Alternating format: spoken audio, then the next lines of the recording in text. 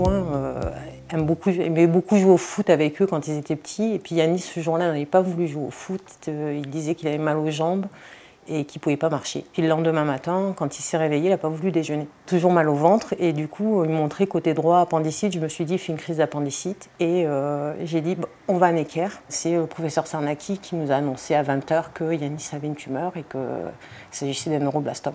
J'ai dit au professeur Sarnaki parce qu'elle m'a posé la question de savoir si je voulais lui annoncer moi ou si elle le faisait elle. Donc je lui ai dit que il me semblait que c'était mon rôle de maman de lui annoncer. À ce moment-là, je ne sais pas ce que c'est qu'un cancer.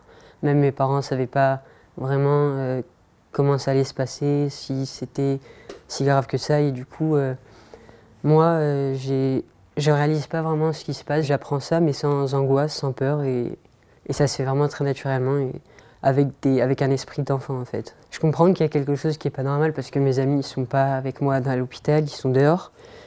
Et je comprends, on m'explique que je vais rester ici assez longtemps. On m'a dit que ça faisait la taille d'un pamplemousse qui était ici, pas très loin du Rhin.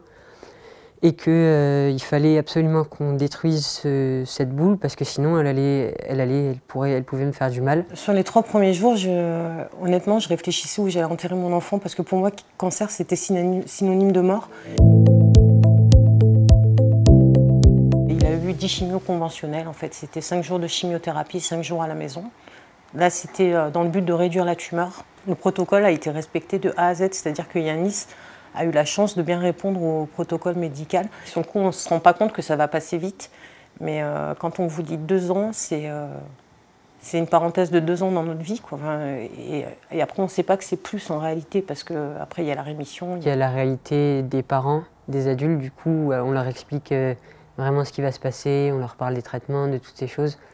Moi, je suis un enfant, du coup, on ne peut pas m'expliquer ça. Et en fait, on me prépare seulement on me prépare pour le combat, entre guillemets, à ce que je sais que ça va durer longtemps. On me dit que je vais plus retourner à l'école et moi, tout de suite, forcément, c'est ce à quoi je pense. Je me dis que je vais plus revoir mes copains. C'était l'institutrice qui va venir, en fait, me voir à l'hôpital. Donc, je vais même recevoir des dessins de mes camarades de classe. Donc, j'étais plutôt content. Tout ce qui était dehors ne m'a pas complètement abandonné. J'ai continué à garder un contact, j'ai même quelques copains qui sont venus me voir. Il y a des moments où je vais bien, je peux jouer. En fait, on m'a apporté aussi mes jouets qui étaient chez moi, on me les apportait, c'était Playmobil, je pouvais jouer, m'amuser. Après, il y avait des moments où j'étais tellement épuisé que je faisais rien d'autre que dormir ou alors j'étais très fatigué, c'était difficile pour moi de me déplacer. Et certains camarades de classe me regardent et se moquent de moi. Bon, on est en maternelle, les enfants sont déjà pas très gentils entre eux, je me dis à cette époque-là. Mais du coup, là, je sens vraiment une différence. Yanis avait toujours quelqu'un avec lui à l'hôpital tous les jours, parce que pour nous, c'était important. Je voulais pas non plus ne plus être la maman de Naël et Lina parce qu'ils avaient aussi besoin de leur maman et de leur papa. Et donc on les voyait, enfin moi souvent quand je les récupérais, il était 21 h, donc ils étaient en pyjama, prêts à être couchés. Donc je rentrais, je les récupérais, je les couchais, donc j'avais pas de temps avec eux. Donc pour moi c'était important aussi d'essayer de trouver du temps pour eux et avec eux.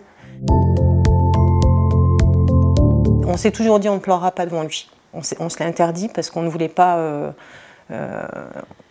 qu'il pense qu'on ait rendu les armes. Hein. C'était même pas par pudeur, hein. C'était vraiment pour le protéger. Je me suis efforcée de toujours rester positive. Après, il y a des moments où on a peur. Je me rappelle comme si c'était hier, le jour où le docteur Valto, donc c'est son oncologue actuel, nous a dit Yanis est guéri. Mais en fait, ça résonne bizarrement le mot guéri parce que on passe du statut de rémission et un jour on vous dit guéri, mais pourquoi hier il était en rémission, aujourd'hui il est guéri? On me dit que je me fatigue vite, que voilà, il y a toutes ces difficultés, que je suis fragile entre guillemets. Et ça, par contre, je crois que c'est les pires choses dans mes souvenirs, c'est vraiment les pires choses. C'est pour ça que j'ai eu vraiment du mal à me considérer comme étant guéri. J'ai vu pour la dernière fois le médecin qui me suivait, en fait, dans le cadre de mon cancer. Et ça m'a fait quelque chose parce que forcément, c'est vraiment un chapitre entier qui se termine.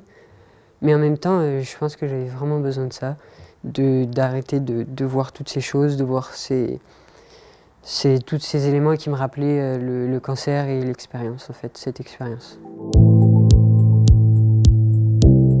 Mon père m'a tellement fait travailler, il a tellement voulu me faire rattraper le retard que j'avais, que j'ai fini par plus ou moins le rattraper.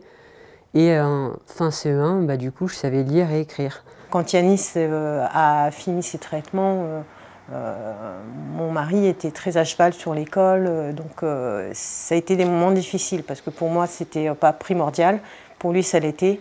Et puis après, finalement, j'ai compris pourquoi il voulait absolument qu'Yanis réussisse scolairement. Je pense que pour lui c'était, voilà, Yanis avait échoué entre guillemets dans sa santé et il fallait pas qu'il échoue ailleurs, quoi. J'ai jamais eu de colère contre le cancer.